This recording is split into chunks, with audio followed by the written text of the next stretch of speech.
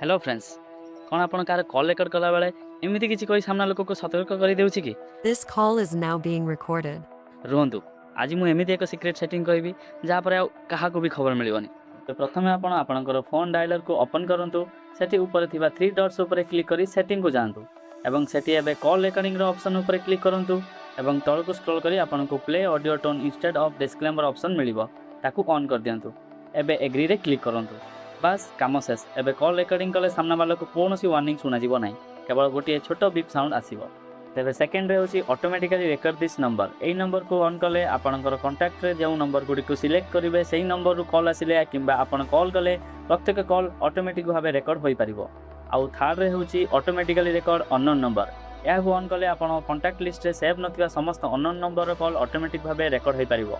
ପ୍ରତିଥର record button ଦବାଇବାକୁ ଆବଶ୍ୟକ ପଡ଼ିବ ନାହିଁ ଏହି ଫିଚର ସମସ୍ତ ଫୋନ୍ ପାଇଁ ଉପଲବ୍ଧ ନଥାଏ ଆପଣ ଫୋନ୍ ମଡେଲ ଏବଂ ଆଣ୍ଡ୍ରଏଡ୍ ଭର୍ସନ ଅନୁସାରେ ଏହାର ଭିନ୍ନ ଭିନ୍ନ ହୋଇପାରେ ଏହିଭଳି ଉପଯୋଗୀ ମୋବାଇଲ ଟିପ୍ସ ପାଇଁ ଭିଡ଼ିଓକୁ ଲାଇକ୍ କରନ୍ତୁ ସେୟାର କରନ୍ତୁ ଏବଂ ଚ୍ୟାନେଲକୁ ସବସ୍କ୍ରାଇବ୍ କରିଦିଅନ୍ତୁ ଜୟ ଜଗନ୍ନାଥ।